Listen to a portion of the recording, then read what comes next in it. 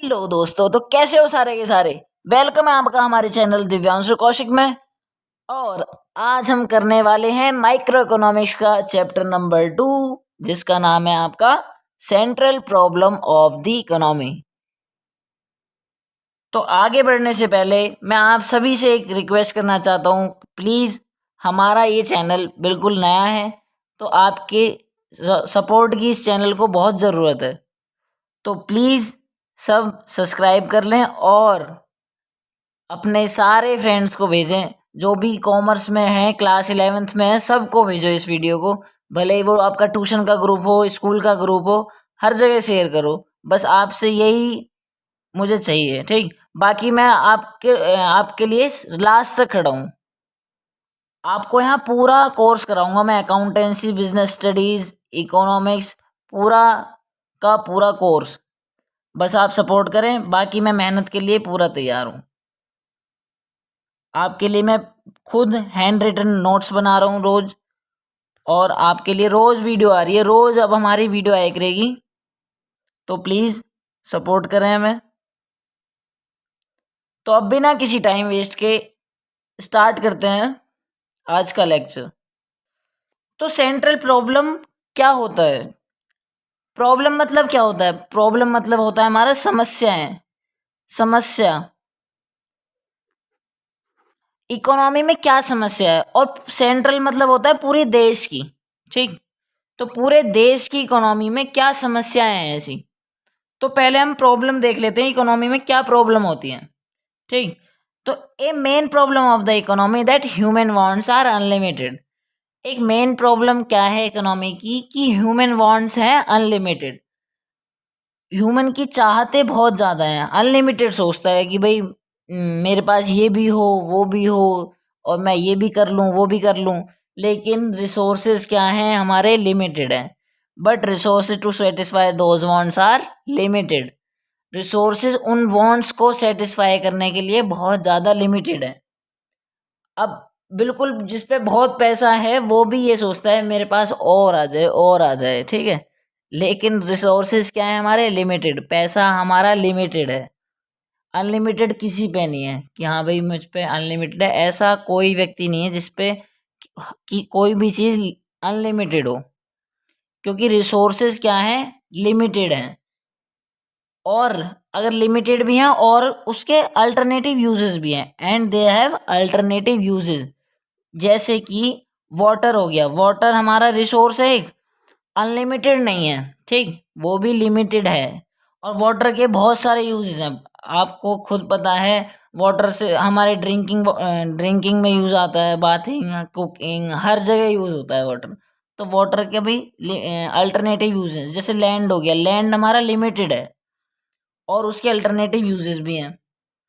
तो ये दो प्रॉब्लम है कि ह्यूमन चाहता तो बहुत कुछ है कि भाई मैं इस चीज़ से ये भी कर लूँ, वो भी कर लूँ, लेकिन वो चीज़ क्या है, लिमिटेड है।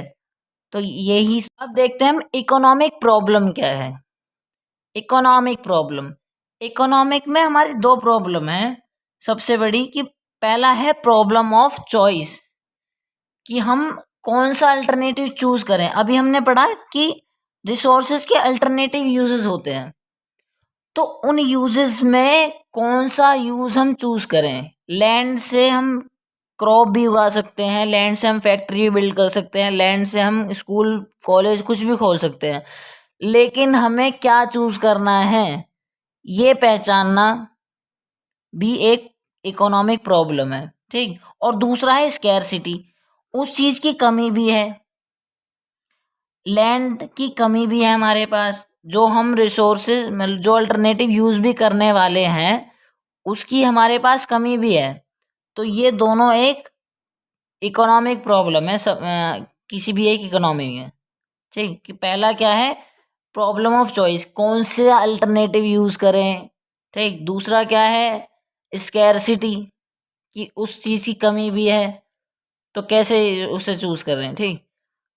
तो अब बात आती है सेंट्रल प्रॉब्लम ऑफ इकोनॉमी की, जो हमारा चैप्टर जिस पे बेस्ड है, ठीक। तो व्हाट टू प्रोड्यूस, पहला है हमारा पहली सेंट्रल प्रॉब्लम क्या है हमारी, व्हाट टू प्रोड्यूस।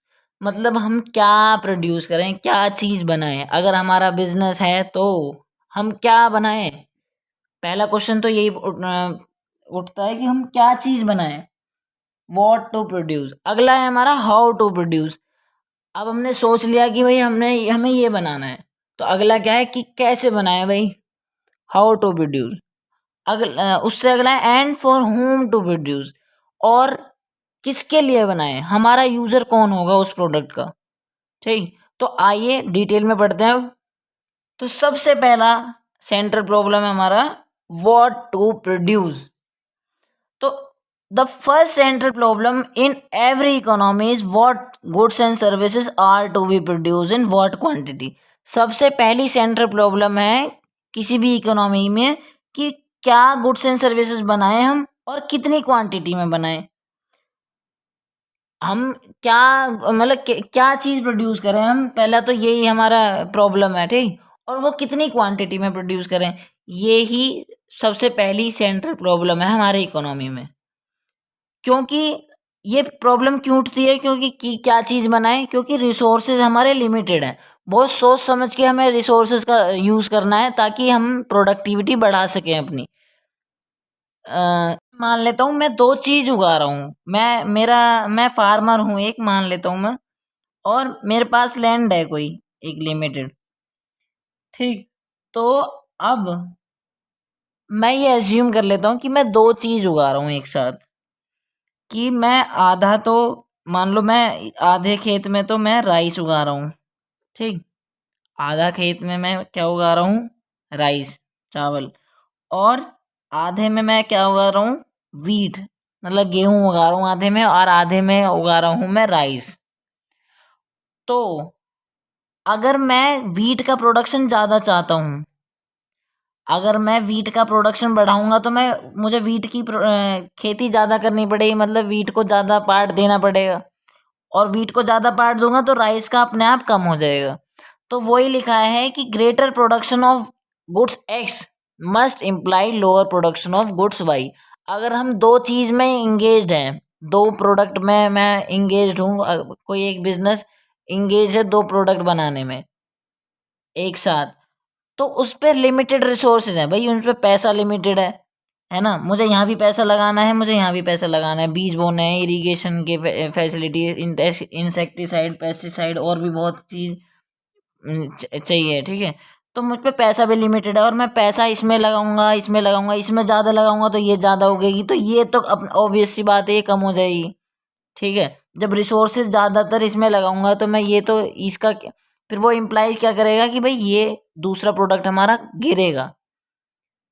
ठीक, तो रिसोर्सेज लिमिटेड है, इसका ये इसका सबसे बड़ा प्रभाव क्या पड़ेगा कि greater production of goods X का ज़्यादा प्रोडक्शन क्या इम्प्लाई करेगा कि lower production of goods Y का हमेशा फिर लोअर प्रोडक्शन होगा। अगर मैं वीट को ज़्यादा उगाऊंगा अपने खेत में तो राइस कम उगेंगे। ठीक है, अब इसी चीज़ का मैं ग्राफ दिखा देता हूँ आपको। ये मान लो मैं राइस का प्रोडक्शन है ये, और ये वीट का प्रोडक्शन है। अगर मैं वीट का गिरा देता हूँ एक, बाई चांस मैं वीट का कम करना चाहता हूँ, राइस का ज़्यादा करना चाहता हूँ, अगर मैं राइस को बढ़ा दूँ, राइस का प्रोडक्शन बढ़ा दूँ, तो अपने आप ही वीट का प्रोडक्शन कम हो जाएगा, क्योंकि रिसोर्सेस हमारे लिमिटेड है। मैं पानी ज़्यादा रिसोर्स राइस में दूंगा, क्योंकि मुझे राइस को बढ़ाना है, पैसा उसमें ज़्यादा लगाऊंगा। ठीक है, और भी उसे एरिया ज़्यादा दूंगा राइस को, क्योंकि मुझे उसे ज़्यादा उगाना है, तो अपने आप ही वो वीट कम हो जाएगा। ठीक, क्योंकि रिसोर्सेज हमारे लिमिटेड हैं, किसी एक चीज़ में ही हम ज़्यादा लगा सकते हैं, या तो फिर दोनों चीज़ बराबर होगा वो। तो अब हमें क्या करना चाहिए, हमें मार्केट की डिमांड के हिसाब से चीज़ों को इस्तेमाल करना चाहिए। मार्केट में जिस चीज़ की ज़्यादा डिमांड है ना, उसे हमें ज़्यादा प्रायोरिटी देनी चाहिए। जैसे कि we use the resources of society, हम रिसोर्सेज किसके यूज़ कर रहे हैं, सोसाइटी के यूज़ कर रहे हैं, हम समाज के रिसोर्सेज यूज़ कर रहे हैं। Hence we must produce those goods which have market demand. तो हमें कैसे गुड्स बनाने चाहिए, जो मार्केट के हिसाब से, जो मार्केट डिमांड कर रहा है। अगर मार्केट राइस की ज़्यादा डिमांड कर रहा है तो हमें राइस उगाना चाहिए, क्योंकि हम रिसोर्सेज किसके यूज़ कर रहे हैं, सोसाइटी के। And we should produce according to availability of resources. जैसे रिसोर्सेज हम पे अवेलेबल है ना, उसके अकॉर्डिंग बनाना चाहिए हमें सामान। अगर हम पे जो रिसोर्सेज अवेलेबल हैं उसके बिहाफ पे हमें बनाना चाहिए कि हाँ भाई ये चीज़ हम पे है तो हम ये बना लेते हैं। Which good should be produce, consumer good है, कैपिटल गुड, मतलब क्या कौन सा प्रोडक्ट बनाना है हमें, कि भाई कंज्यूमर गुड बनाना है, कैपिटल गुड बनाना है। कंज्यूमर गुड वो होते हैं जो सिर्फ कंज्यूमर यूज़ करते हैं, जैसे कि कुछ भी चीज़ ले लो, जो एंड यूज़र उसका फाइनल प्रोडक्ट जिसे कहते हैं, कि भाई शर्ट बना रहे हो, पैंट बना रहे हो, या कोई नोटबुक बना रहे हो, कुछ भी चीज़ ले लो, बुक, नोटबुक, और मोबाइल फ़ोन बना रहे हो आप, कुछ भी। कैपिटल गुड वो होते हैं जो किसी मैन्युफैक्चरिंग यूनिट के लिए जो मशीनरी वगैरह, वो होते हैं हमारे कैपिटल गुड। या ड्यूरेबल गुड्स बना रहे हो लंबे समय तक चलने वाले, या नॉन ड्यूरेबल गुड्स बना रहे हो कि भाई जैसे ब्रेड हो गया, मिल्क हो गया, जो कुछ ही टाइम तक यूज़ कर सकते हैं हम, उसके बाद वो रिप्लेनिश हो जाते हैं या ख़राब हो जाते हैं। या फ्रूट्स हो गए, वेजिटेबल हो गए, ये इस चीज़ का हमें ट्रेडिंग करनी है, तो ये हमारे होते हैं नॉन ड्यूरेबल गुड्स, जो हम वन टाइम यूज़ कर सकते हैं सिर्फ, उसके बाद वो ख़त्म हो जाते हैं।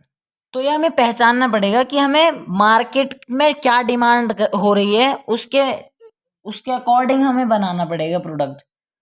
तो ये व्हाट टू प्रोड्यूस की प्रॉब्लम कैसे सॉल्व हो सकती है, मार्केट डिमांड के अकॉर्डिंग अगर हम बनाएं, और जो हमारे रिसोर्सेज अवेलेबल हैं जो हम पे, उसके अकॉर्डिंग बनाएं, तो हम मार्केट में अच्छा टिक सकते हैं, हमारी प्रोडक्टिविटी बढ़ सकती है, और ये हमारी व्हाट टू प्रोड्यूस की प्रॉब्लम खत्म हो सकती है। अब अगली बात करते हैं हम हाउ टू प्रोड्यूस। अब हमने जान लिया कि हम क्या चीज़ बनाएं। अब दूसरी प्रॉब्लम हमारे सामने खड़ी हो जाती है कि कैसे बनाएं, how to produce. This is related to choose the technique of production. Problem arises because there are many ways of producing goods.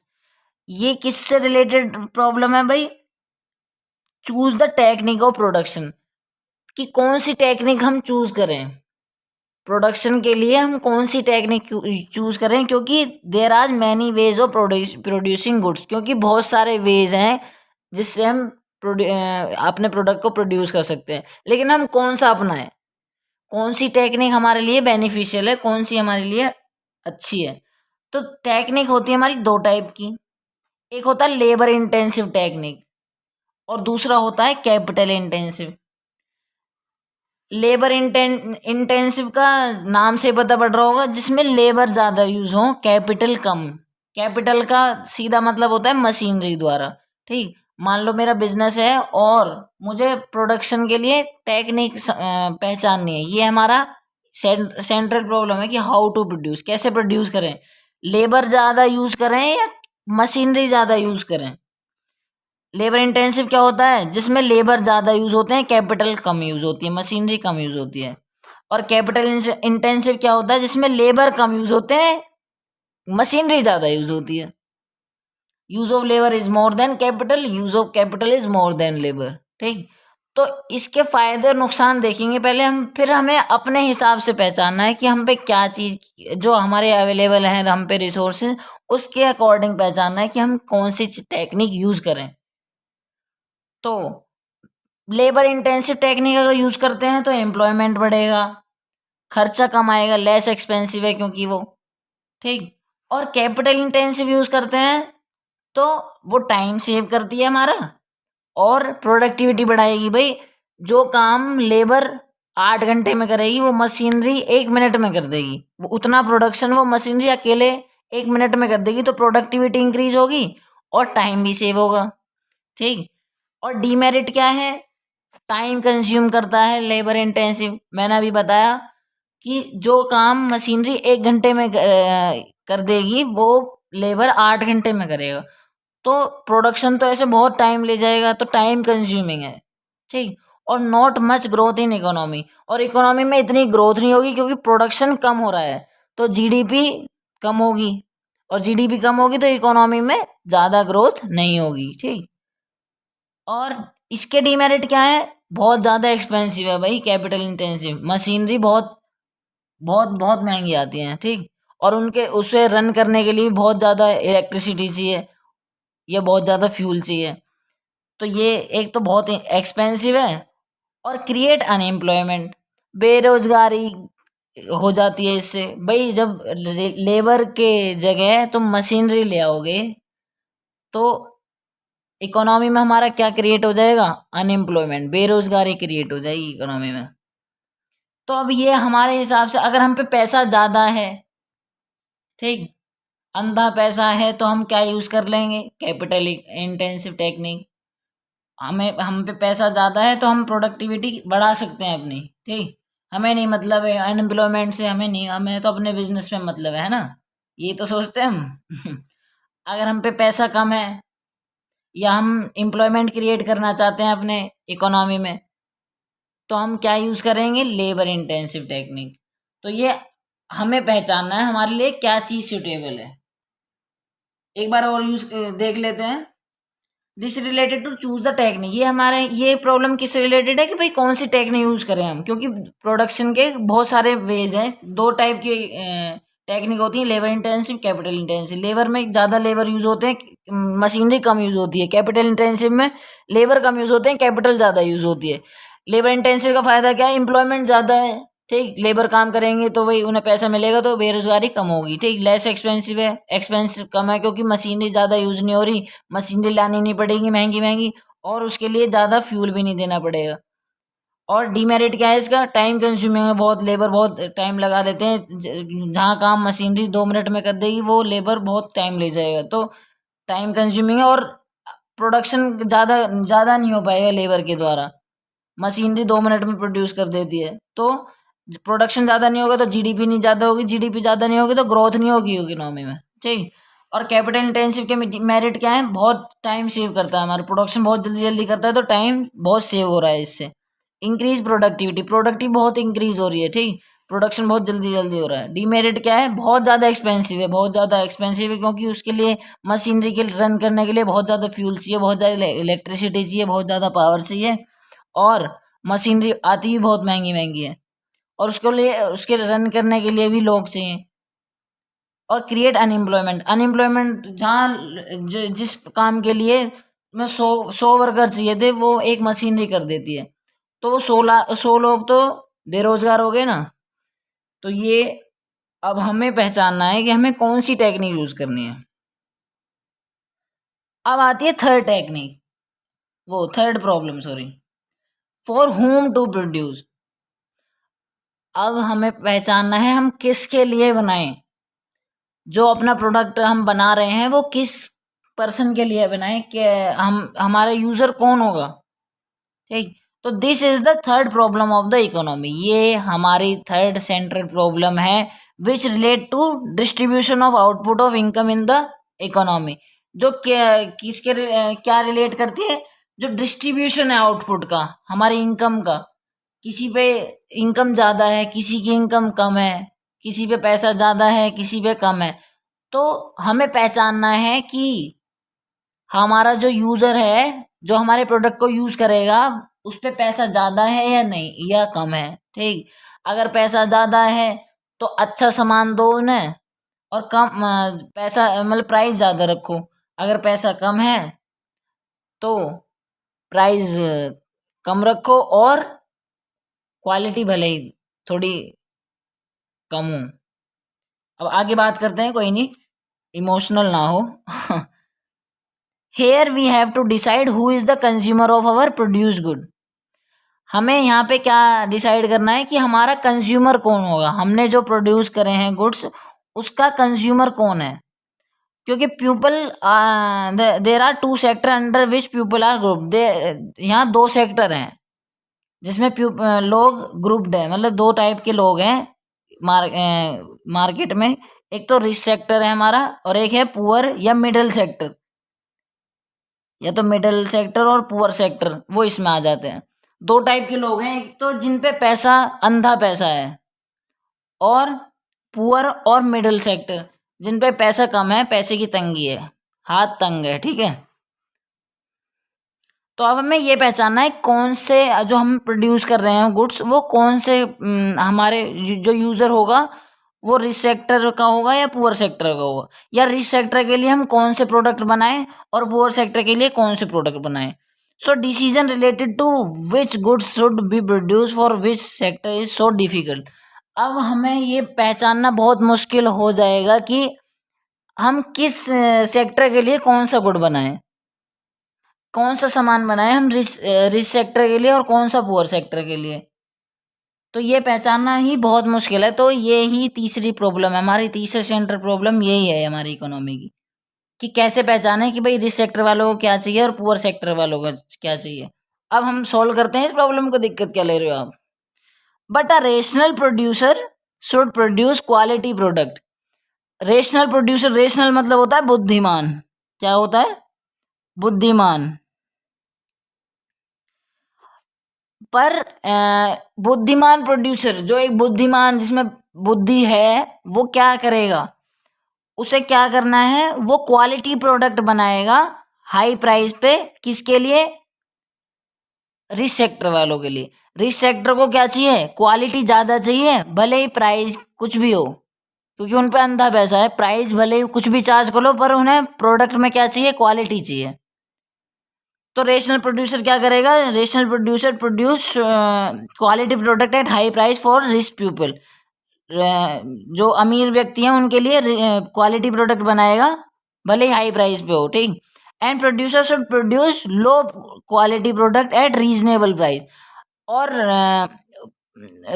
Poor और मिडिल सेक्टर वालों के लिए वो क्या करेगा, भले ही लो क्वालिटी दे दो पर रीजनेबल प्राइस पे दो, ठीक। उनके लिए क्या करेगा वो प्रोड्यूसर, रीजनेबल प्राइस रख देगा, थोड़ी क्वालिटी में कॉम्प्रोमाइज कर देगा, ठीक है। क्योंकि रिच सेक्टर वालों को क्या चाहिए, क्वालिटी ज़्यादा चाहिए, और पुअर और मिडिल सेक्टर को क्या क्या चाहिए, प्राइस रीजनेबल चाहिए जो उनके बजट में हो, ठीक। तो ये प्रोड्यूसर पहचानेगा, so that they can purchase these goods out of their given income, ताकि वो अपनी जो इनकम से वो गुड्स परचेज कर सकें, इसलिए वो ऐसा करेगा, ठीक है।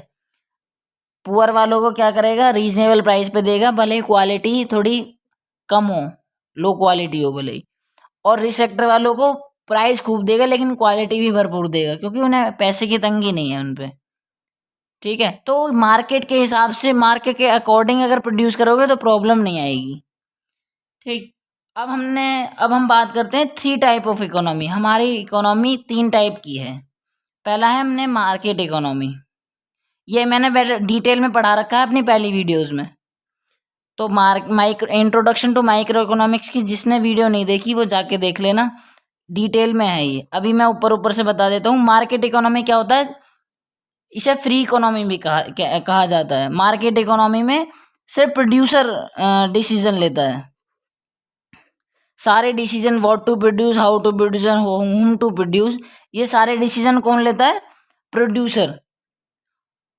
मोटिव क्या रहता है प्रोड्यूसर का, प्रॉफिट मैक्सिमाइजेशन, प्रॉफिट कमाना रहता है।